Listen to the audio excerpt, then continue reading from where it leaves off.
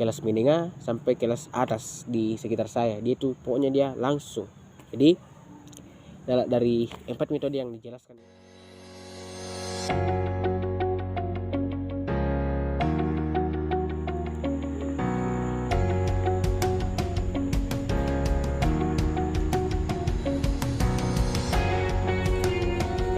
Assalamualaikum warahmatullahi wabarakatuh.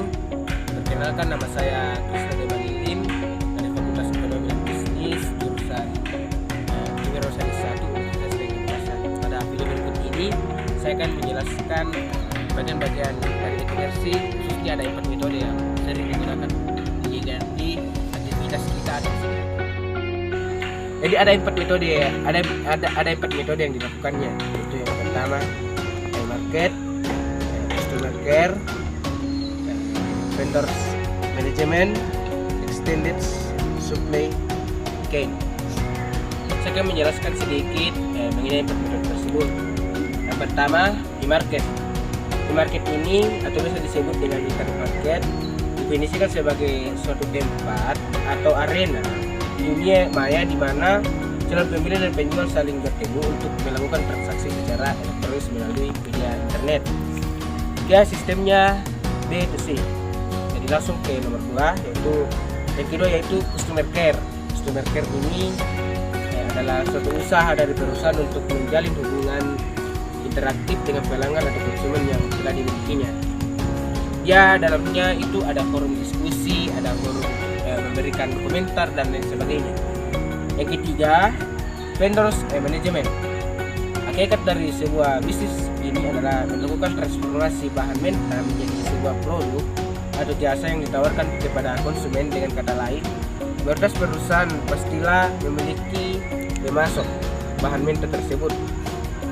Proses pemilihan yang berlangsung secara kontinu berulang secara periodik tersebut dasarnya memiliki kontribusi yang besar terhadap pengeluaran total perusahaan atau cost center. Ya, masuk pada bagian terakhir yaitu extended supply chain. Supply chain adalah urutan proses atau aktivitas yang dijalankan perusahaan mulai dari bahan mentah dibeli sampai produk jadi ditawarkan kepada calon konsumen. Proses generik yang biasa dilakukan dalam bagian ini adalah pengadaan bahan mentah, penyimpanan bahan mentah, produksi atau operasi bahan mentah menjadi bahan baku atau bahan jadi. Jadi dalam sistem ini dia sistemnya lebih ke B2B. Jadi itu penjelasan singkat dari saya. Jadi itu bagian dari keempat metode yang telah saya jelaskan, mungkin agak singkat dan agak sedikit. Jadi semoga teman-teman dapat memahaminya dan dapat dimengerti. Sebelum saya mengakhiri video ini, saya akan memberikan salah satu contoh dari keempat metode tersebut. Tetapi sebelumnya itu saya akan bercerita sedikit bagaimana saya bisa memberikan contoh yang akan saya jelaskan ke depannya. Jadi begini, dalam sekitar saya ini atau di kampung saya ini, karena masih pelosok, masih jauh dari kegunaan dari sistem-sistem atau aplikasi kayak semacam multimedia yang digunakan dalam sistem bisnis, dalam bisnis era sekarang itu di kampung saya ini masih sedikit sekali, jarang. Ada salah satu yang saya lihat, salah satu contohnya itu kayak semacam JNT dan JNE, tapi dia tidak ada sistemnya dibilang diantarkan ke rumah begitu, karena dia langsung diambil ke tempatnya karena jaringan atau ada pengaruh atau sebelumnya atau masih dalam proses perkembangan, sehingga di kampung saya ini masih minim sekali dalam sistem penggunaan multimedia dalam era bisnis. Yaitu semuanya metodenya itu langsung dari kelas menengah sampai kelas atas di sekitar saya. Yaitu pokoknya dia langsung.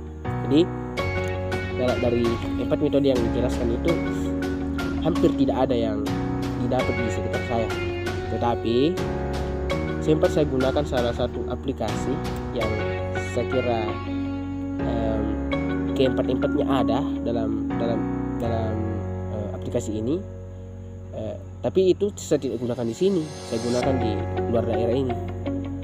Saya gunakan itu adalah saya sempat gunakan itu adalah aplikasi Grab. Saya gunakan itu di sekitar daerah Makassar ya.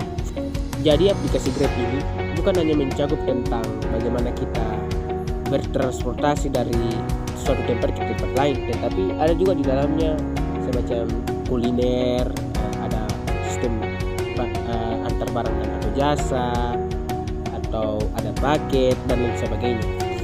Jadi Grab ini mencakup umum, semua bisa mengaksesnya, dan bisnis lain pun juga bisa mengaksesnya. Jadi saya rasa mungkin dari keempat metode yang saya jelaskan itu, Grab ini kayaknya dia sistemnya ada send to B, ada send to C.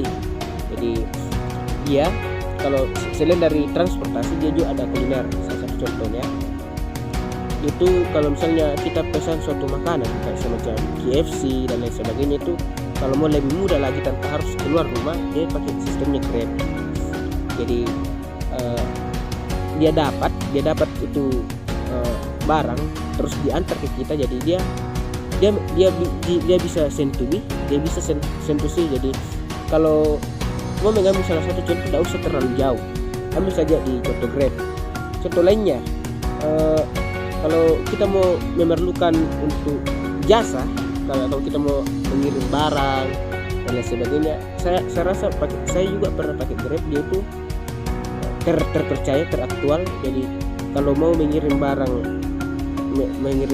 bingung mau kirim ke mana, ke tempatnya tapi susah sampai ke sana, pakai Grab. Jadi dia di dalamnya juga ada room komentar, room diskusi yang dijelaskan tadi sebelumnya. Jadi pokoknya dalam aplikasi Grab ini semua pelaku dalam Grab ini sama-sama menguntungkan, baik itu konsumen maupun produsen. Jadi itu adalah contoh singkat yang saya jelaskan ya. Mungkin itu saja dari saya.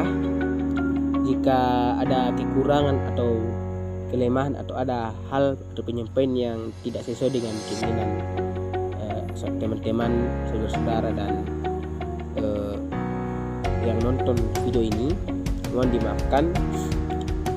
Sekian dari saya Kriston Manilin pamit. Assalamualaikum warahmatullahi wabarakatuh.